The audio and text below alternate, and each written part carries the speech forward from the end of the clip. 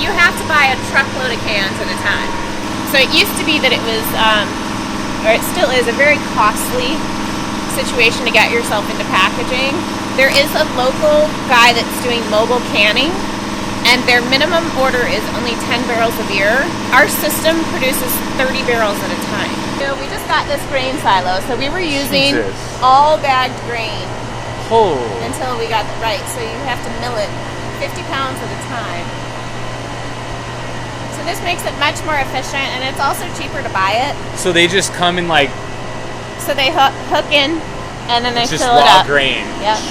Yeah. Wow. That's awesome. So it comes through this. So we have a, instead of an auger system, because it chews up your grain, we have a table vase. So it's like little cups on a chain that pulls it up through there and over into next store.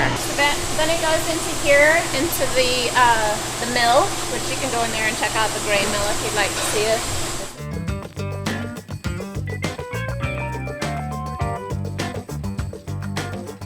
What's out in that silo is two-row malt, so that's basically the base grain for most beers.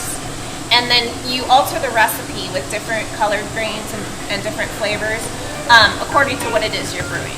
So obviously the Hustler is going to be different than the Scottsdale Blonde. So it all comes in here and it gets milled, and then it goes up here into the hopper.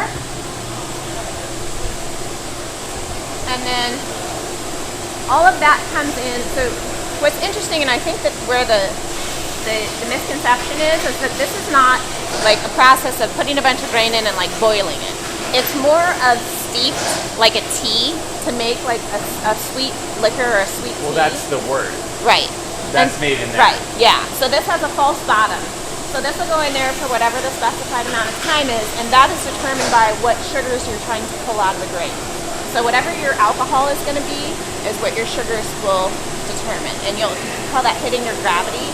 And so that'll go in there, and then when you've gotten the maximum amount out, then you pull it over through the false bottom, so all the grain stays in, and all of that sweet liquor, the wort, goes over, and it goes through that funky little machine with the little plates on it. Like a radiator? Yeah. So that's the heat exchanger. So these are cold and hot liquor. So the cold liquor tank will pump cold liquor in, and it runs on one plate in the reverse direction of the hot wort. I'm sure you've eaten canned soup or canned vegetables, and they have that like creamed corn smell and flavor. That is actually a bad off flavor in beer. You don't want that. And so the stack pulls that condensation off.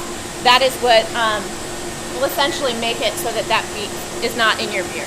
So then it goes into the heat exchanger. So the cold liquor goes in the opposite direction of the hot wort. If you're doing an IPA, you'll put hops in at this point, and then you'll probably do them again in the fermenter, because you'll want to make it really hoppy, and you use two different hop additions. Sometimes you want them for the smell, and sometimes you want them for the flavor. So depending on what your alpha acids are and what you're doing, which is a depalletizer, and we'll go check that out. That was built by... Depalletizer? Depalletizer. Okay. That was built by Ska Fabrications. So one of the three owners of Ska Brewing is incredibly smart. He came up with that. Whoa, the owner of a brewery did that? Yes. Wow. And out of necessity for what they were doing. Those are really tall pallets, too. Right. Like, that seems crazy tall. Yeah. But I guess that's like probably the height of a semi. But that's the height of the semi. Yeah, right. Makes sense. Sure. What we'll do is, so it feeds them up, so it takes them up, and then it feeds them all onto there. And when they go through that middle thing, how it spins them, in there is a rinse cycle and a sanitation. Inside that yes. little tunnel. Yeah. Yep. So they're being rinsed and they're being sanitized.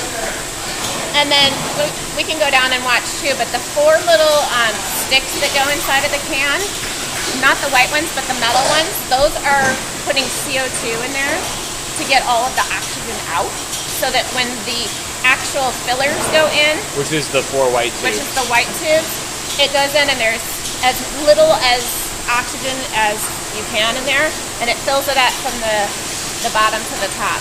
And then it goes onto the litter, and the litter puts them on top of the 4 pans at a time. And then they go in, and then the steamer spins it and seals the seam, and then it rinses it, and it kicks them all off onto the back side, and then it'll shoot them into the pack technically. Wow.